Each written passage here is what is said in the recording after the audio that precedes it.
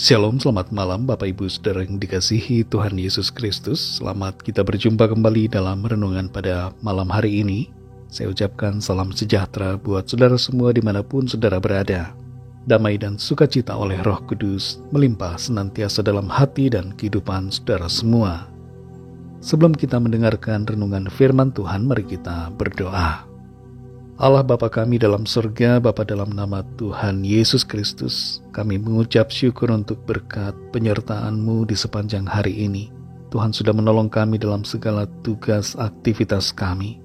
Oleh kuasa dan kekuatan-Mu kami dimampukan, kami dapat melewati semuanya. Saat ini kami mau mendengar sabda firman-Mu, urapi hamba-Mu dan urapi kami semua untuk mengerti dan taat pada setiap kehendak-Mu. Dalam nama Tuhan Yesus kami berdoa. Haleluya. Amin. Saudara yang dikasihi Tuhan, ayat renungan kita pada saat ini terdapat dalam Injil Markus pasal 4 ayat 18 dan 19. Tertulis demikian. Dan yang lain ialah yang ditaburkan di tengah semak duri. Itulah yang mendengar firman itu, lalu kekhawatiran dunia ini dan tipu daya kekayaan dan keinginan-keinginan akan hal yang lain, masuklah menghimpit firman itu sehingga tidak berbuah. Saudara yang dikasihi Tuhan, para petani atau penggemar tanaman biasanya akan membersihkan gulma atau rumput liar yang bertumbuh bersama di lokasi tanah di mana mereka menanam tanaman. Mengapa gulma itu atau rumput liar itu harus dicabut dan dibersihkan sampai ke akar-akar? Tidak lain karena gulma dapat menjadi salah satu faktor yang menyebabkan tanaman menjadi tidak subur, menjadi tidak dapat bertumbuh, bahkan tidak dapat berbuah. Hal ini disebabkan karena nutrisi dan berbagai unsur hara yang terkandung di dalam tanah tidak terserap sepenuhnya oleh tanaman, tapi diserap oleh gulma atau rumput liar, sehingga tanaman itu tidak dapat bertumbuh secara maksimal. Ibarat seperti tanaman, benih firman Tuhan dalam hati kita tidak dapat bertumbuh, apalagi berbuah, kalau ada rumput liar dan semak-semak duri yang mengganggu pertumbuhannya.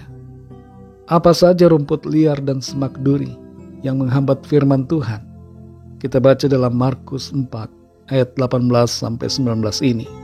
Tertulis demikian, dan yang lain ialah yang ditaburkan di tengah semak duri. Itulah yang mendengar firman itu, lalu kekhawatiran dunia ini dan tipu daya kekayaan dan keinginan-keinginan akan hal yang lain masuklah menghimpit firman itu sehingga tidak berbuah. Apa yang tertulis dalam ayat ini merupakan bagian dari perumpamaan yang disampaikan oleh Tuhan Yesus kepada para murid-Nya.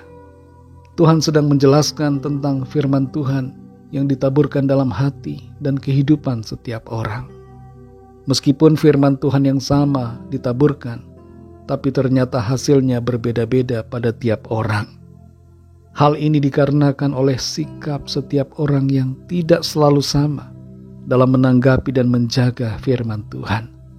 Juga tidak sama dalam menyikapi berbagai keadaan dan tawaran di dunia ini. Sikap yang berbeda itu membuat firman Tuhan itu dapat bertumbuh atau tidak bertumbuh.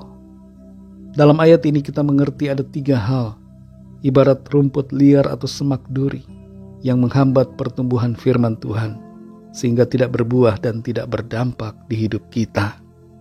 Yang pertama adalah kekhawatiran dunia. Ada banyak bentuk kekhawatiran dunia yang melanda bukan hanya orang yang tidak percaya, tapi juga orang-orang yang sudah percaya. Mengapa hal ini terjadi? Karena kita mengizinkan situasi menguasai hati dan pikiran kita, sehingga kita lupa untuk memprioritaskan firman Tuhan. Kita lupa untuk berpegang pada firman-Nya. Kita terlalu khawatir dengan berbagai hal, dan kekhawatiran itu membuat iman kita menjadi lemah. Firman-Nya tidak bertumbuh, tidak berakar, apalagi berbuah. Yang kedua, tipu daya kekayaan. Kekayaan duniawi ini begitu menggoda. Tidak sedikit orang menghalalkan segala cara demi memperoleh harta. Sebagai akibatnya, firman Tuhan tidak lagi menjadi prioritas dan dikesampingkan demi mengejar hal-hal yang materi. Jangan sampai kita tertipu dengan kekayaan dunia. Miliki pandangan dan paradigma yang benar, yang seturut dengan kehendak firman Tuhan. Yang ketiga, keinginan-keinginan akan hal-hal yang lain. Kita hendaknya berhati-hati dan bersikap bijaksana dengan berbagai keinginan kita.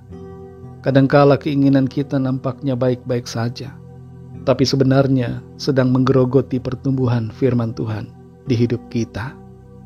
Saudara yang dikasihi Tuhan, mari buang kekhawatiran. Jangan tertipu kekayaan dunia, dan jagalah keinginan kita agar selalu berkenan pada Tuhan.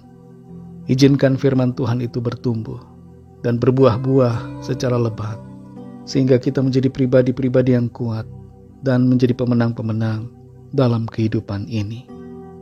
Mari kita berdoa.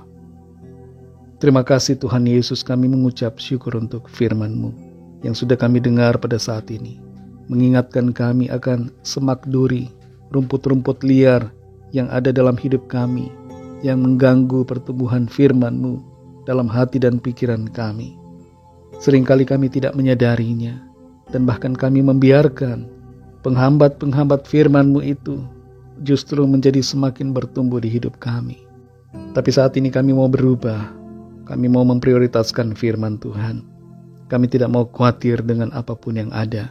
Kami tidak mau tertipu oleh kekayaan dunia ini. Dan kami mau menjaga setiap keinginan dalam hati kami. Tolong kami Roh Kudus, supaya kehidupan kami semakin dibentuk, semakin berubah ke arah yang semakin baik, sempurna seperti yang menjadi kehendak-Mu ya Tuhan. Berkatilah kami di sepanjang malam hari ini, dalam istirahat kami. Lingkupi kami dengan kasih dan kuasa-Mu. Kami berdoa bagi yang sakit dan yang sedang dalam pergumulan, agar tangan Tuhan menjamah dan menyembuhkan. Kesembuhan terjadi, pemulihan terjadi, lawatan Tuhan yang ajaib terjadi atas setiap kami.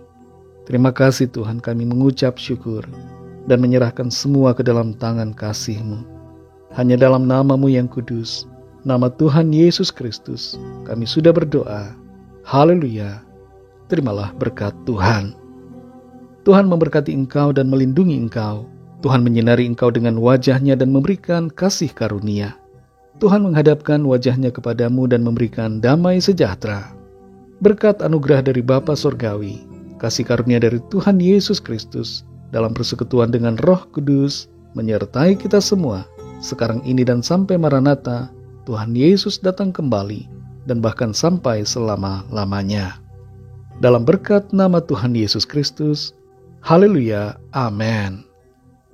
Puji Tuhan, saudara yang dikasihi Tuhan, saya percaya firman Tuhan menjadi berkat dan kekuatan buat saudara semua, dan Roh Kudus akan menolong saudara untuk hidup senantiasa dalam kebenaran firman-Nya. Tuhan Yesus memberkati saudara semua. Sampai jumpa dalam renungan yang berikutnya. Haleluya.